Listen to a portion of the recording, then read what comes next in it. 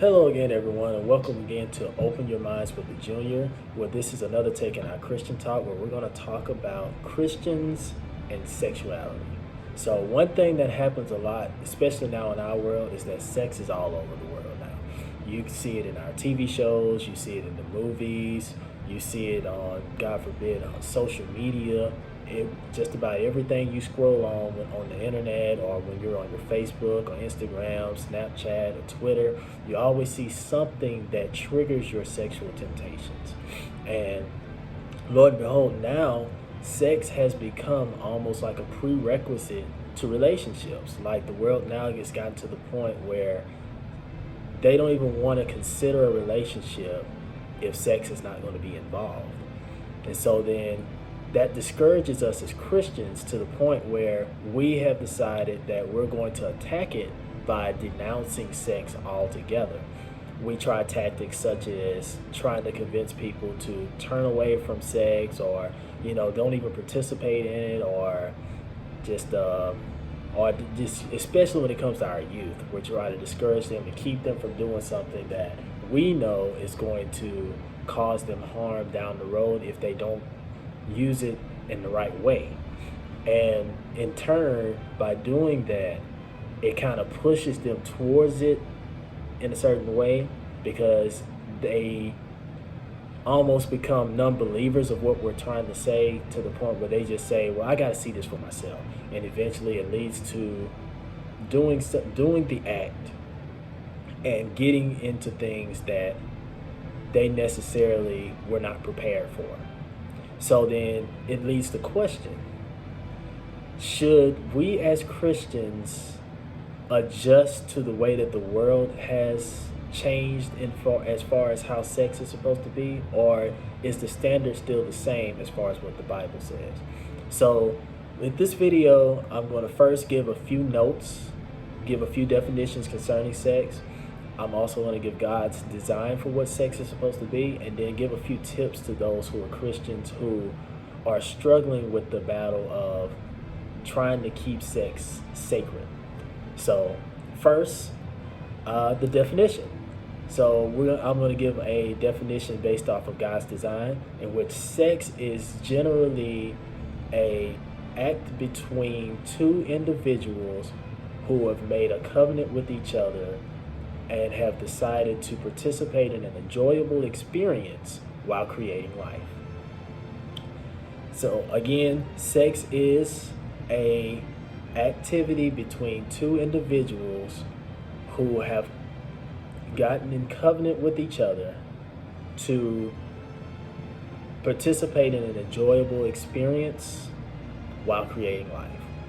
Full disclaimer: sex, while it may have been perverted, so to speak, it is not a bad thing. It is not something that, matter of fact, it's God's gift to men and women. It's something that He entitled us to enjoy. It's something that He wants us to enjoy, matter of fact. Like, don't let Christians in the church fool you. Even though they may be telling you this about sex, I can guarantee you these same ones that saying this, they not in their households when they're participating in it, playing, holy, holy, holy, or break every chain. They either is silence, or they have on whatever music that helps them to participate in the act. So don't be fooled. But remember, it's not necessarily a bad thing, but it can be perverted to the point where you will do something that will cause you harm physically and mentally. All right, so first, a couple of notes. The first one is sex was never intended to be perverted. So the way that we have perverted it, the Bible mentions this as sexual immorality. So a lot of times when people hear sexual immorality, the first thing they think about is adultery or premarital sex, but it's way more than that.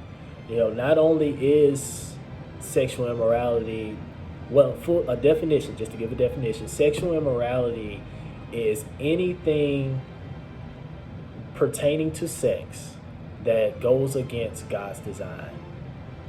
Sexual immorality, again, is anything pertaining to sex that goes against God's original design for it.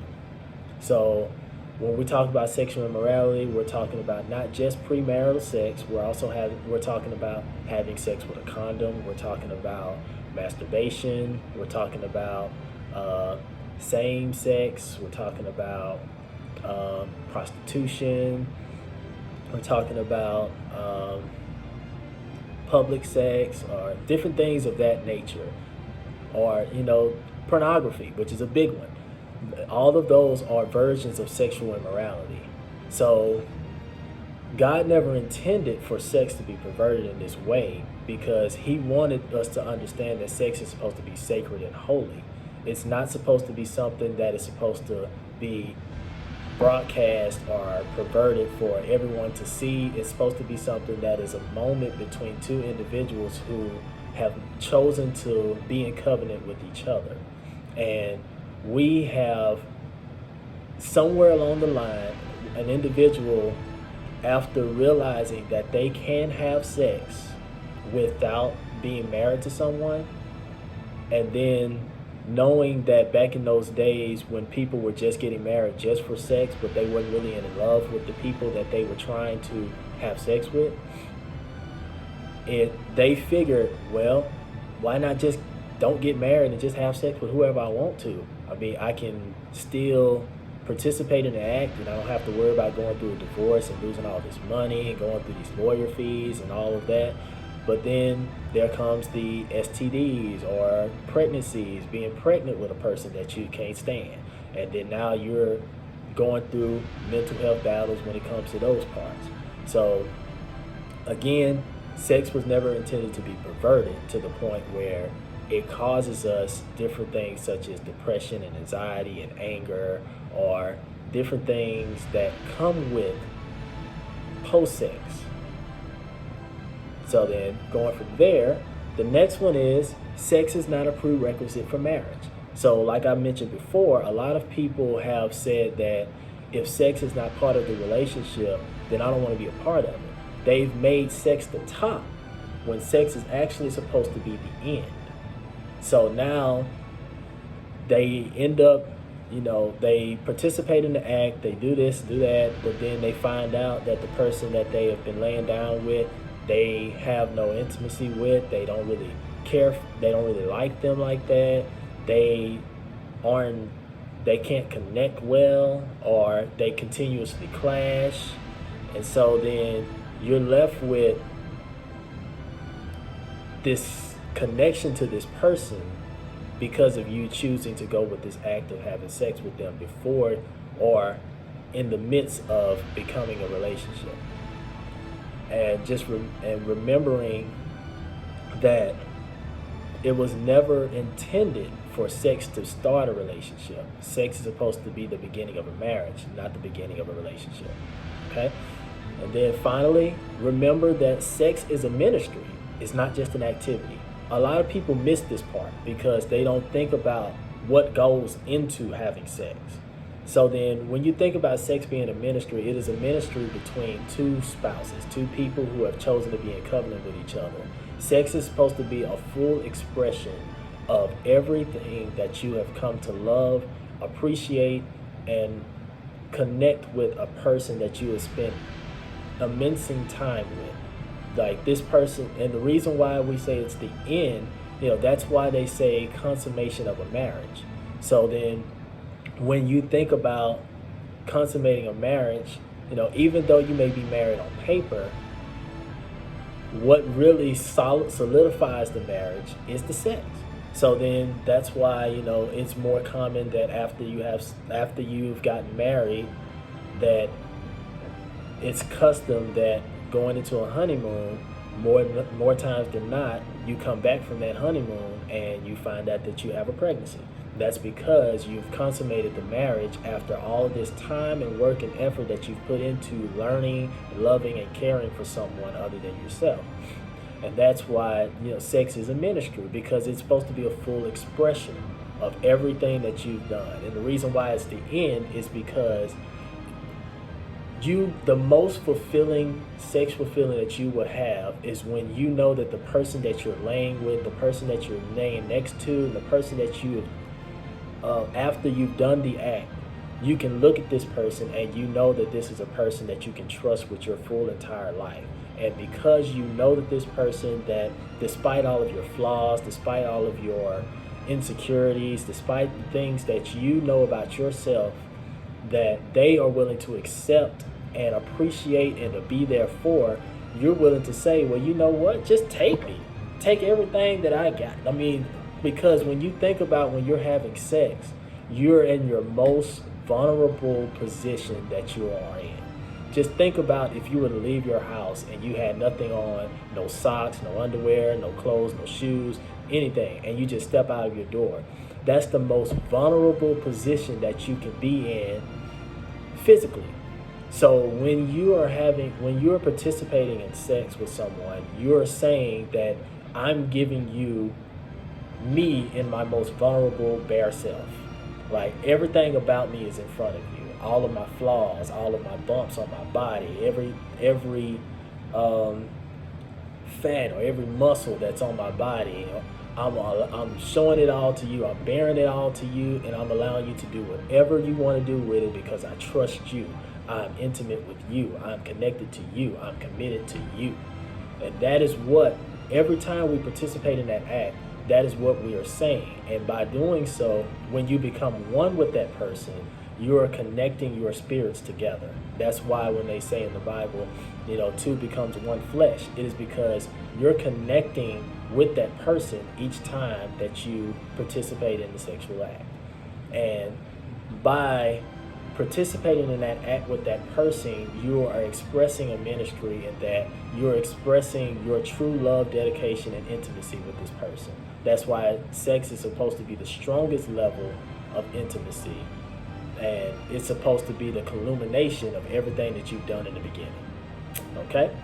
All right, so a few tips for those who are Christians and you're having a hard time not wanting to participate in sex until marriage, or you don't want to pervert or denounce sex. Here's a few tips that you can take on. So the first one is you want to establish boundaries and standards that need to be met before marriage. So remember again, sex is supposed to be the beginning of a marriage. It's not supposed to be the beginning of a relationship. So with that being said, you have to establish certain boundaries that have to be met by the person that you're going to choose to possibly marry. And you also have to set standards that they must meet. So if that person is willing to respect your boundaries and also meet the standards that you have set out for them, then you know that they are eligible for marriage. So then once they've become eligible for marriage, then you prepare yourself to be married to them. And then once you guys have finally consummated that, what the big thing about that is you weed out the undesirables. You weed out the ones that you know, okay, this person ain't gonna stick here long enough for me to allow them to have my body. So since I know that, I'm not even gonna entertain this person.